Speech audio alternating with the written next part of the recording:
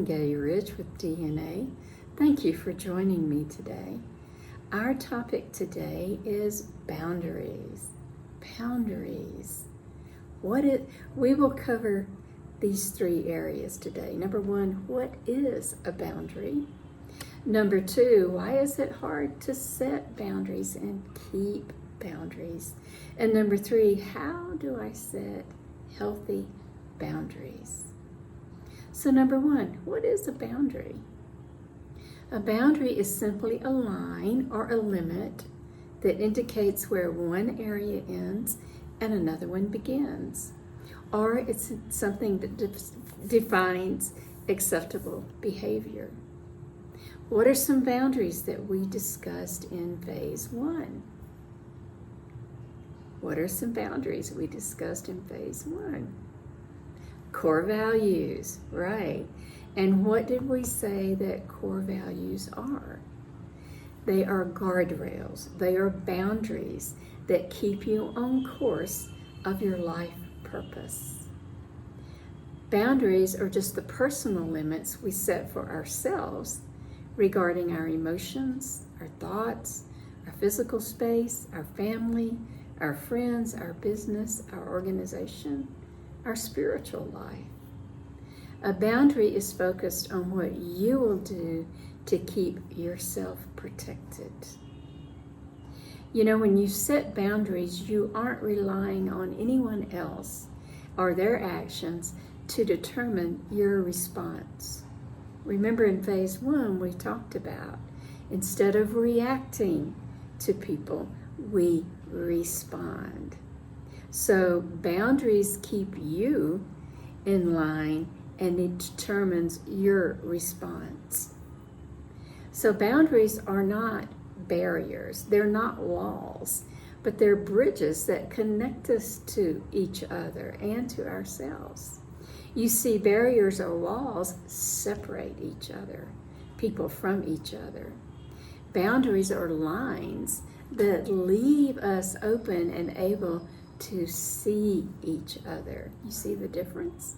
Boundaries are not about controlling other people or building walls around ourselves. Remember, they're not barriers. When we are respectful and we clearly express our boundaries, we're actually creating healthier connections with other people.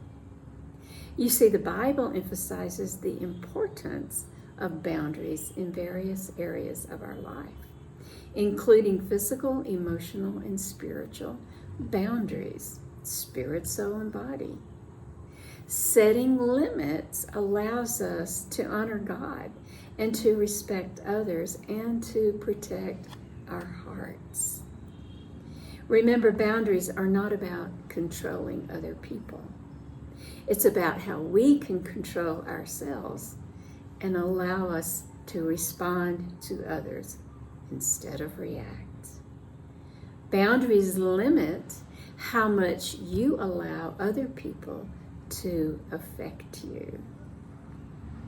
Remember Proverbs 4:23, above all else, guard your heart, for everything you do flows out of it. It is that wellspring of life. You see, this verse shows us the importance of protecting our hearts, from which our life comes from. Guarding your heart is a form of setting emotional and spiritual boundaries. Help you keep you out of negativity, away from harmful influences, and keeps away distractions that would interfere with our intimate relationship with the Father. Now, boundaries are your responsibility. An example of a boundary is this. You tell someone, if you shout at me, I will leave the room. Or if you shout with me, I'm going to hang up the phone. Another boundary is, if you call me after 9 p.m., I will not answer the phone. Just realize I need that quiet time, and I will be sure and call you in the morning. Another boundary is, if someone is late for an appointment with you, if you set an appointment with someone, you tell them, I will not wait for you more than 15 minutes. You see, we allow in this culture being late as normal. It's time to change the normal. When you start setting boundaries of keeping time and expecting the other person to keep time, you will be amazed at the people who were always late will start showing up on time. I have seen this happen. So when you operate within your boundaries, you're being true to yourself. It's like you've established a code of conduct for you to live by. So why are boundaries so hard to set and to keep? In Matthew 5, verse 37, Jesus said, all you need to say is simply yes or no. Anything beyond this comes from the evil one. You see, Jesus was teaching the importance of clear communication and setting verbal boundaries. A simple yes or no reflects honesty and integrity. It helps us avoid overcommitment and avoid manipulation. You know, Jesus also said in Matthew 7, verse 6, he said, do not give dogs what is sacred. Do not throw your pearls to pigs. If you do, they may trample them under their feet and turn and tear you to pieces. You see, Jesus here is teaching the importance of protecting what is valuable, including our time, our energy, our emotions, our resources, our wisdom. These are all valuable pearls for us. So we must discern when and where to invest ourselves and guard our hearts. When you are constantly saying yes to every request, when you are constantly allowing others to control your schedule, you are letting the tail wag the dog. What does that mean? Look at this picture. This phrase, tail wagging the dog, refers to a situation where a less important or a smaller part is controlling or influencing the larger or more significant part. For example, as a leader, you call a meeting on Tuesday at 2 p.m., but the attendees say, well, we would rather meet at 10 a.m. on Tuesday. So you change your schedule to accommodate them. When you do that, who is the actual leader? The tail is wagging the dog. And you can see from this picture that it looks pretty painful to the dog. It will wear the dog out, and it will wear you out too when you allow the tail to control you. When you allow others to set your boundaries, they control your life. When you allow others to set your boundaries, they control your life. So work on setting boundaries, even in small ways. It can have a big impact. Now, how do you set healthy boundaries? Setting boundaries, just like many other things in life, is a skill that can be learned. You see, when you were born, you were a baby, you did not know anything about boundaries. Boundaries had to be established for you.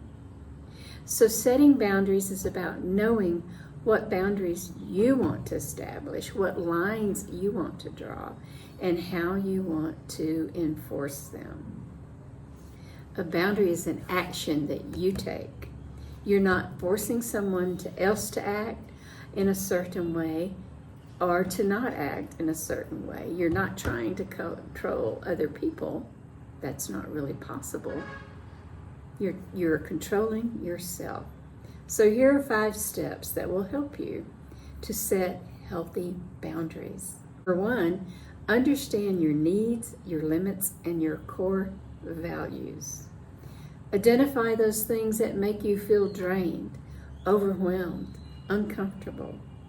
It's important to understand your emotional, mental, and physical limits so that you can protect them. Pay attention to your body's signals. If you feel anxious, stressed, or tired, or overwhelmed, it could be a sign you need to establish a boundary. Clarify those things that matter the most to you. Knowing what you value, and we've talked about cost versus value. Cost determines value. Knowing what you value will help guide where you want to draw that boundary line. For example, if you value more time with your family, what is the cost you're willing to pay? Wow. Number 2, communicate clearly and directly. Use clear and direct language when you are communicating your boundaries. For example, say, instead of saying, "What, you're giving me more work?" Say no. Say, "I'm just not able to take on any more tasks right now. Can I find another team that will help you?" Or, "I need some alone time after 7 p.m. You're setting a boundary. People who demand long, detailed explanations out of you are trying to control you. Remember the effective listening skills we learned in phase 1. You can use these skills in helping you maintain the boundaries you have set. So be consistent in your communicating your boundaries. Reinforcing your boundaries will help others to learn that you have a standard, and they will begin to accept that standard in the long run. So number 3, learn to say no effectively. It's okay to say no, even if you feel guilty or you worry about disappointing others. Saying no helps you protect your energy and focus on your priorities. For example, if you don't want to have a dinner with a friend, you can politely decline and suggest doing something else. Say, "Hey, let's go get a cup of coffee," or "Let's go for a walk." So you come up with an alternative. And importantly, don't over-explain. You don't need to give long excuses. Saying no, a simple "I can't do that," is often enough. Remember, no is a complete sentence. And Jesus said it was okay. Number 4, set boundaries in different areas in different ways. You may consider setting or revising your boundaries at work, with your friends, with your family, and with yourself. There could be physical boundaries, emotional boundaries, time or task-based boundaries, setting limits on your work hours if you're working too many hours, when you respond to email. Social boundaries, how much energy are you willing to spend on a friend's birthday party? Number 5, be prepared for pushback. Some people may not respect your boundaries at first, and they may try to test them. The first thing you need to learn that a person who's angry with you for setting boundaries is the one with the problem, not you.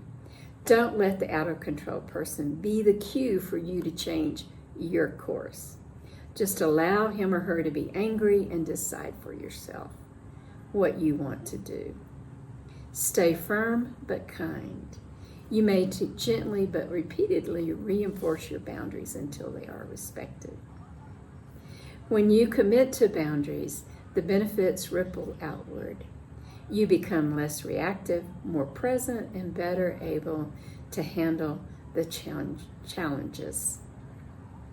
The reason for boundaries is this. Setting personal boundaries allows you to stay connected with your personal kingdom purpose. Setting personal boundaries allows you to stay connected with your personal kingdom purpose. I trust this video has been impactful for you today and has opened your eyes and will help you to begin setting boundaries in your life. I suggest you watch this video more than one time, and we will be posting questions for you to ponder and answer. So thank you for watching. I'm Ellen Gay Rich, and I look forward to our next time together.